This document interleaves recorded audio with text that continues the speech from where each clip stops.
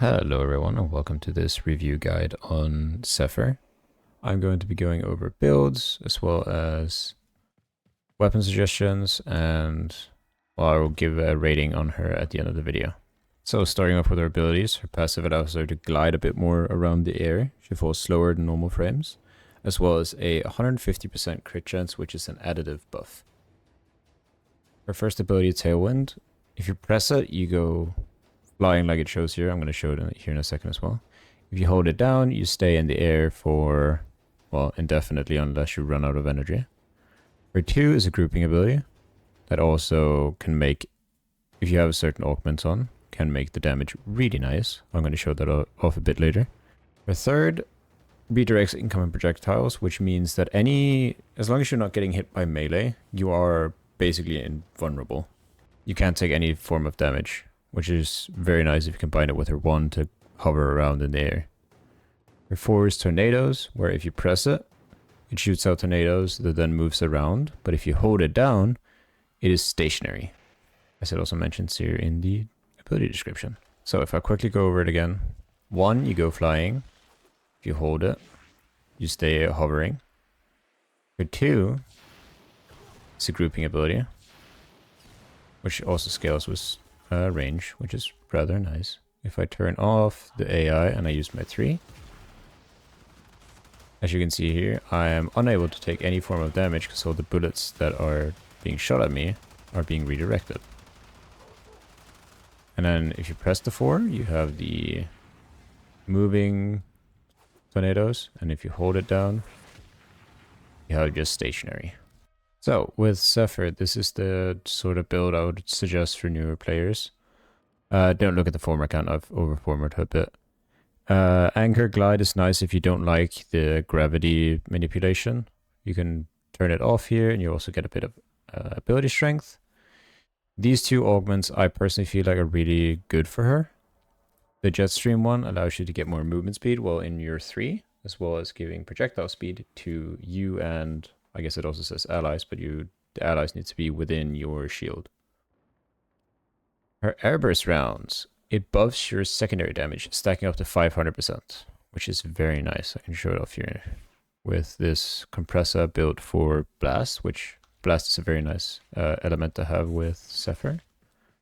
Let me spawn in these level 100. Level 100 steel path. Put down the stationary ones. Group them. And boom. They're all gone. This is the build that I'm personally running at the minute.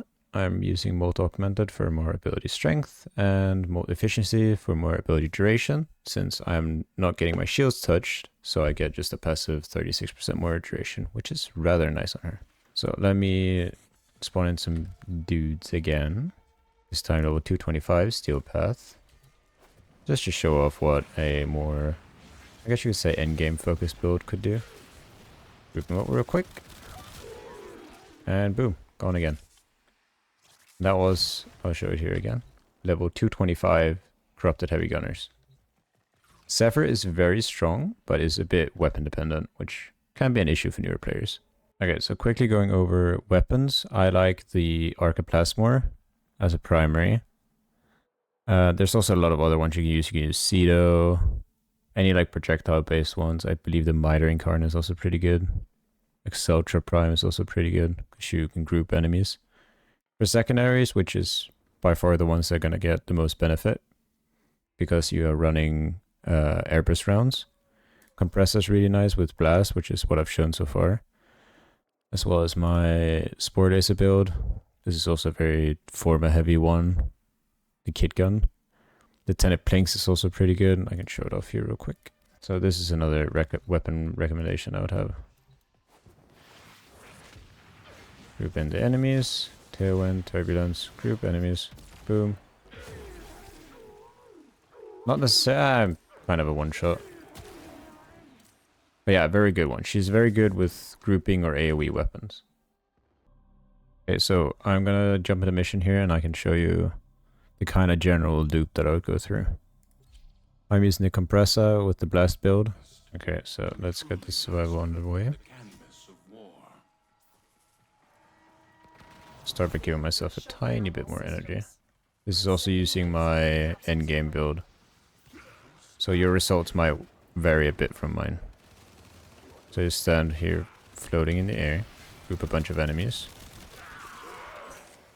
So it is kind of just a group and then nuke enemies type of situation that you get into. Which is very nice for survival-based missions. And she has a like very high damage potential. Which I'd say is one of her stronger suits. The only real issue I'd say there is, especially from a new player perspective, is the fact that she's a bit more weapon-oriented. She kind of requires you to have these builds ready already at hand, which can be a bit of an issue, since some of the weapons she really excels with are projectile-based ones, like the compressor, which shoots at all these small little orbs.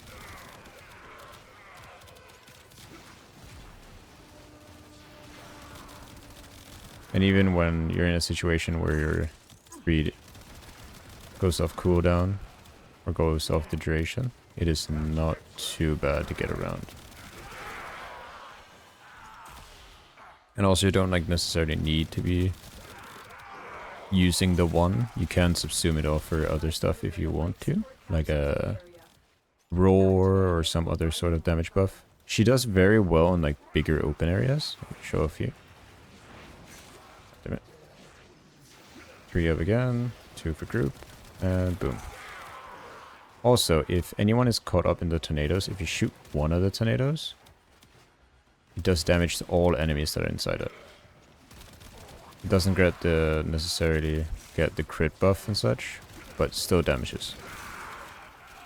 There we go. So overall, I'd say Zephyr is a strong frame. Definitely is. Might not be everyone's cup of tea, but then again, this is Warframe. It's your game, your frame. You can choose whoever you want and do whatever you want with them. She can definitely do some deeps. Definitely do some DPS. Life support on the way.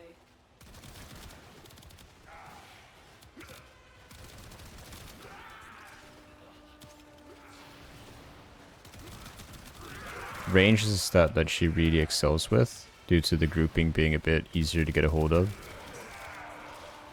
Also because the damage buff from your 2, if you're using the augment, that is, it stacks with, or you can stack it up rather quick if you have enough enemies hit.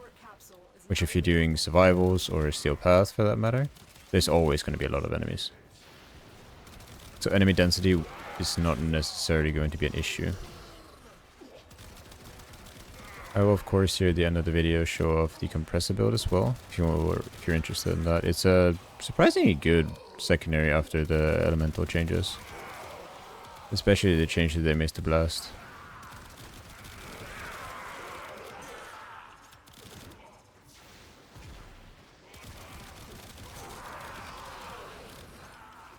Eximus units are still gonna hurt. They can still damage you even though you have your 3 up. So I would still be a bit worrisome about Eximus units. But besides that, any regular gunfire you're not going to be taking damage from at all.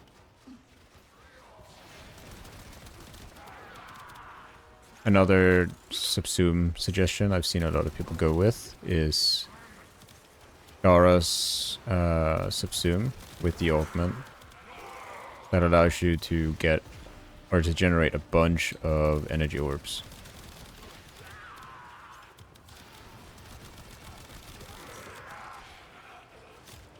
Which might be an idea if someone is considering picking her up. Her, what I consider like obtainability is not too bad. It's actually not bad at all. You can get her from the dojo. And then on top of that, there is the, I mean, Zephyr Prime at the minute is vaulted, which means you're unable to get any relics for her. Oh, let me get this guy here out of here real quick.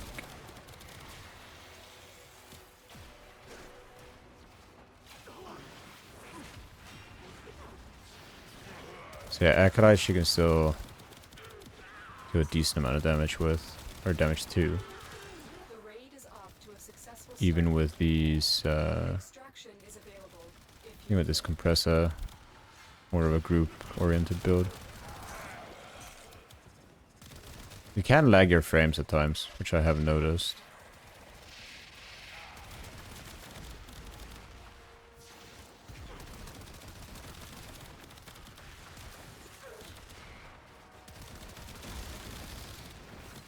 Okay, so here's my current compressor build. It's not finished in the slightest. Still missing a couple forma. But this is the general gist you would want to go for. So a bit of blast, a bit of multi-shot, base damage, and then galvanized shot is always nice extra damage. The things I'm going to be rating Zephyr on is fun to play, complexity, effort to make function, and the obtainability of them.